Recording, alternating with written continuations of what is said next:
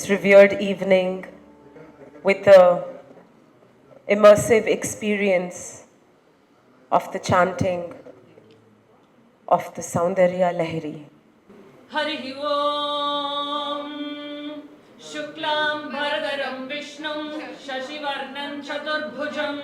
Prasannavadanam Dhyayet Sarva Vignopashantaye Saraswati Namastubhyam Varade Kamarupini Vidyarambham Karishyami Siddhir Bhavatu Me Sada Gurur Brahma Gurur Vishnu Gurudevo Maheshwaraha Guru Sakshat Param Brahma Tasmai Shri Gurave Namaha Shiva Shaktya Yukto Yadi Bhavati Shakta Prabhavitum Na Chedevan Devo Na Khalu Kushala Spanditumapi Atastvam Aradhyam Harihara Virinchadibhirapi Pranantum stotum va Kathamakrita punyah prabhavati Taniyam sampamsum Tava charana pankeruha bhavam Virinchis sanchinvan Virachayati lokana vikalam Vahatyenam shaurihi Kathamapi sahasrena shirasam Harasam shuddhyainam Bhajati bhasito dhulana vidhim Avidhyanam antastimira dvipa nagari Jadanam chaitanya stavaka makaranda srutijari Daridranam chintamani gunanika janma jaladhau Nimagnanam damshra muraripuvarahasya bhavati Twadanyah panibhyam abhayavarado daivataganaha Twameka naivasi prakatitavara bhitya bhinaya Bhayat ratum datum phalamapi cha vanchasamadhikam Sharanye lokanam tavahi charanaveva nipunau Haristvam aradhya Pranata jana saubhagya jananim Puranari bhutva Puraripumapi kshobhamanayat Smaropitvan natya Ratinayana lehyena vapusha Muninam apyantah Prabhavati himohaya mahatam Dhanuh paushvam maurvi Madhukaramayi panchavishikhaha Vasantas samalto Malaya marudayo dhanarataha Tathabhyekas sarvam Himagiri kamapi kripam Abangate labdhva Jagaditamanango vijayate Kvanatkanchi rama Karikalabhakumbhastananata Parikshina madhye Parinata Sharaschandra vadana Dhanurbanan pasham Srinimapi tadhana karatalaihi Purastadhastanah Puramati turaho purushika Sudha sindhor madhye Suravitapi vati parivrite Manidvipe nipo Pavanavati chinta manigrihe Shivakare manche Paramashiva paryanka nilayam Bhajanti tvam dhanyaha Katishana chidananda laharim Mahi mooladhare Kamapi manipure hudavaham Sthitam swadhisthane Hridi marutamakashamupari Mano bibhru madhye Sakalamapi bhitva kulapatam Sahasrare padme Saharahasi padya viharase Sudhadhara saraish Charanayugadantar vigalitaih Prapancham sinchanti Punarapi rasamnaya स्वां भूमिं भुजगनिभमद्युष्टवलयं स्वमात्मानं कृत्वा स्वपिशिकुलकुण्टे कुहरिणी चतुर्भिः श्रीकण्ठैः शिवयुवतिभिः पञ्चभिरपि प्रभिन्नाभिः शम्भोः नवभिरपि मूलप्रकृतिभिः चतुश्चत्वारिंशत् वसुदलकलाश्रत्रिवलय त्रिरेखाभिः सार्धं तव चरणकोणाः परिणताः त्वदीयं सौन्दर्यं तुहिनगिरिकन्ये तुलयितुं कवीन्द्राः कल्पन्ते कथमपि विरिञ्चि प्रभृतयः यदा लोकौत्सुक्यात् अमरललना यान्ति मनसा तपोभिर्दुष्प्रापाम् अपि गिरिशसायुज्य पदवीं नरं वर्षीयांसं नयनविरसन्नर्मसुजडं तवापाङ्गालोके पतितमनुधावन्ति शतशः गलद्वेणीबन्धाः कुशकलशविस्रस्तशिशया हठात् दृष्ट्यत्काङ्क्ष्यो विगलितदुकूलार्युवतयः शिरौ षट्पञ्चाशत् द्विसमधिकपञ्चाशदुदके हुताशे द्वाषष्टिश् चतुरधिकपञ्चाशदनिले दिवि द्विषट्त्रिंशत् मनसि च चतुष्षष्टिरितिये मयूकास्तेषाम् अप्युपरि तव पादाम्बुजयुगम् शरज्योत्स्ना शुद्धां शशियुतजटाजूटमकुटां वरत्रासत्राण स्फटिकघटिका पुस्तककरां सकृन्नत्वा नत्वा कथमिव सतां सन्निदधते मधुक्षीरद्राक्षा मधुरीणा फणितयः कवीन्द्राणां चेतः कमलवनबालातपरुषिं भजन्ते ये सन्तः कतिचितरुणामेव भवति विरिञ्चि प्रेयस्यास्तरुणतरशृङ्गारलहरी गभीराभिर्वाग्भिर्विदधति सतां रञ्जनममी सवित्रीभिर्वाचां शशिमणिशिलाभङ्गऋषिभिः वशिन्याद्याभिस्त्वां सह जननि सञ्चिन्तयति यः सकर्ता काव्यानां भवति महतां भङ्गिरुचिभिः वशोभिर्वाग्देवी वदनकमला मोदमधुरैः तनुश्चायाभिस्ते तरुणतरणि श्रीसरणिभिः दिवं सर्वां उर्वीं अरुणिमनिमग्नां स्मरति यः भवन्त्यस्य त्रस्य वनहरिणशालीननयनाः सहोर्वश्यावश्याः कति न गीर्वाणगणिकाः मुखं बिन्दुं कृत्वा कुशयुगमधस्तस्य ददधः हरार्धं ध्यायेद्यो हरमहिषिते मन्मथकला ससद्यः संक्षोभं नयति वनिता इत्यतिलघु त्रिलोकीमप्याशु भ्रमयति रवीन्दुस्तनयुगां किरन्ति मङ्गेभ्यः किरणनिकुरुम्बामृतरसं हृदि माधत्ते हिमकरशिलामूर्तिमिव यः ससर्पाणां दर्पं शमयति शकुन्ताधिपैव ज्वरप्युष्टान् दृष्ट्या सुखयति सुधाधारसिरया तटिल्लेखादन्वीं तपनशशिवैश्वानरमयीं निषण्णां अप्युपरि कमलानां तव कलां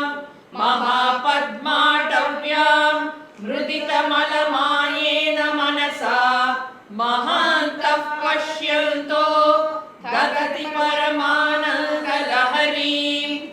भवानि त्वं दासे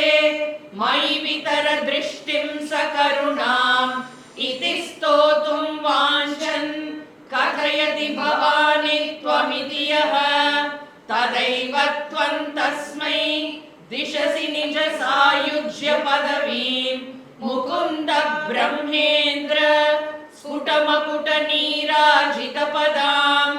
त्वया कृत्वा वामं वपुर परिदृप्तेन मनसा शरीराद्धं शम्भोः अपरमपि शङ्के हृतमभूत् यदेतत् त्वद्रूपं सकलमरुणाभं त्रिनयनं कुशाभ्याम् आनम्रं कुटिलशशिचूडालमकुटं जगत्सूते धाता हरिरवति रुद्रः क्षपयते तिरस्कुर्वन्येतत् स्वमपि वपुरीशस्तिरयति सदा पूर्वः सर्वं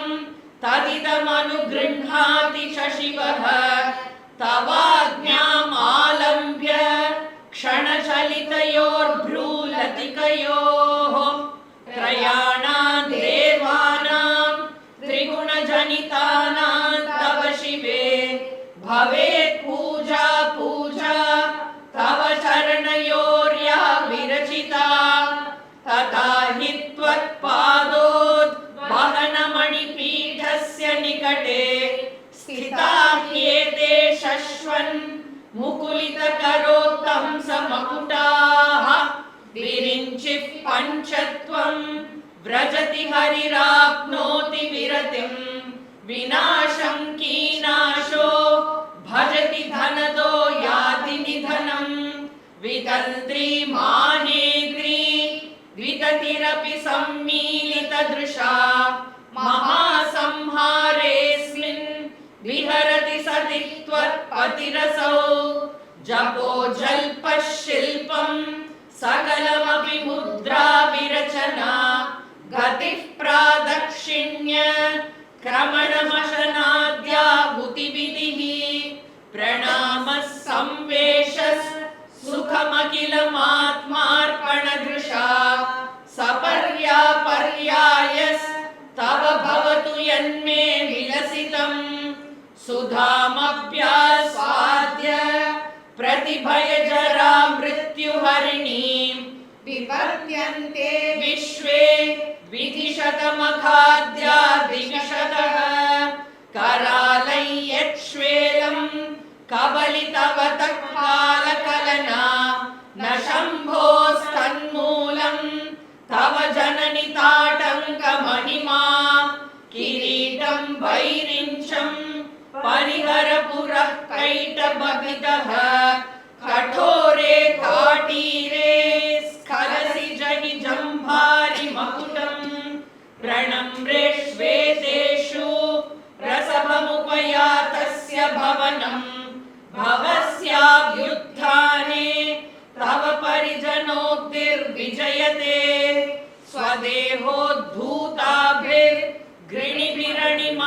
स्वदेहोद्धूताभिर्गृणिभिरणिमाध्याभिरभितः निषेव्ये नित्ये त्वाम् अहमिति सदा भावयति यः किमाश्चर्यं तस्य त्रिनयन समृद्धिं प्रणयतो महासंवर्धाग्निर्विरचयति नीराजनविधिं चतुष्षष्ट्या तन्त्रैः सकलमतिसन्धाय भुवनं सिद्धस्तत्तत्सिद्धि प्रसभपरतन्त्रैः पशुपतिः पुनस्त्वन्निर्बन्धात् अखिलपुरुषार्थैकघटना स्वतन्त्रं ते तन्त्रं क्षितितलभवातीकरदितं शिवः शक्तिः कामः क्षितिरथरविशीतकिरणः स्मरोऽहं सशक्रस्तदनु च परामारहरयः अमीहृल्लेखाभिस्तिसृभिरवसानेषु घटिताः भजन्ते वर्णास्ते तव जननि नामावयवतां स्मरय्यो निर्लक्ष्मीं हृदयमिदमादौ निधायैके नित्ये निरवधि महाभोगरसिकाः भजन्ति त्वां चिन्तामणि गुणनिबद्धाक्षवलयाः शिवाग्नौ जुह्वन्तः सुरभिघृतधाराहुतिशतैः शरीरं त्वं शम्भोः शशिमिहिरवक्षोरुहयुगम् तवात्मानं मन्ये भगवति नवात्मानमनघम् अतः शेषशेषीत्ययमुभयसाकारणतया स्थितः सम्बन्धो वां समरसपरानन्दपरयोः मनस्त्वं व्योमस्त्वं मरुदसि मरुत्सारथिरसि त्वमापस्त्वं भूमिः त्वयि परिणतायां नहि परम् त्वमेव स्वात्मानं परिणमयितुं विश्ववपुषा चिदानन्दाकारं शिवयुवति भावेन बिभृशे तवाज्ञाचक्रस्थं तपनशशिकोटिद्युतिधरं परं शम्भुं वन्दे परिमिलितपार्श्वं परचिता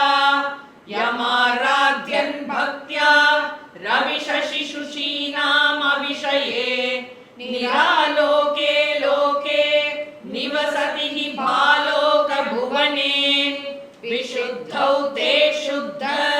स्फटिकविशदं व्योमजनकं शिवं सेवे देवीम् अपि शिवसमानव्यवसिताम् ययोक्तान्त्या यान्त्याः शशिकिरणसारूप्यसरणेः विधूतान्तर्ध्वान्ता विलसति चकोरीव जगति समुन्मीलत्संवित्करसिकं भजेऽहं सद्वन्द्वं किमपि महतां मानसचरं यदालापात् अष्टादशगुणितविद्यापरिणतिः यदा दत्ते दोषात् गुणमखिलमभ्यप्ययैव तव स्वाधिष्ठाने हुतमहमधिष्ठाय निरतं तमीडे संवर्तं जननि महतीं तां च समयां यदा लोके लोकान् दहति महसि क्रोधकलिते दयार्द्रा या दृष्टिः शिशिरमुपचारं रचयति तडित्वन्तं शक्त्या तिमिरपरिपन्ति स्फुरणया स्फुरन्नानारत्नाभरणपरिणद्धेन्द्रधनुषं तव श्यामं मेघं कमपि मणिपूरैकशरणं निषेवे वर्षन्तं हरमिहिरतप्तं त्रिभुवनं तवाधारे मूले सहसमयया लास्यपरया नवात्मानं मन्ये नवरसमहाताण्डवनटम् उभाभ्याम् एताभ्याम् उदयविधिमुद्दिश्य दयया सनाथाभ्याम् जज्ञे जनकजननीमज्जगदिदम् गतैर्माणिक्यत्वं गगनमणिभिः सान्द्रघटितं किरीटं ते हैमं हिमगिरिसुते कीर्तयति यः सनीडे यच्छायाच्चूर्णशबलं चन्द्रशकलं धनुःशौणासीरं किमिति न निबध्नाति धिषणां धुनोतुध्वान्तन्नस्तुलितदलितेन्दीवरवनं घनस्निग्धश्लक्ष्णं शिखुरनिकुरुम्बस्तव शिवे यदीयं सौरभ्यं सहजमुपलब्धं सुमनसो वदन्त्यस्मन्मन्ये वलमथनवाटी विटपिनां घनोदुःक्षेमन्नस्तव वदन सौन्दर्यलहरी परिवाहस्रोतस् शरणिरिव सीमन्तशरणिः वहन्ति सिन्दूरं प्रबलकबरी भारतिमिर द्विषां वृन्दै नवीनार्ककिरणम् आरालै स्वाभाव्यात् अलिकलपसश्रीभिरलकैः परीतन्ते वक्त्रम् परिहसति पङ्केरुहरुचिम् दरस्मेरे यस्मिन् दशन ऋषि किञ्चल्करुचिरे।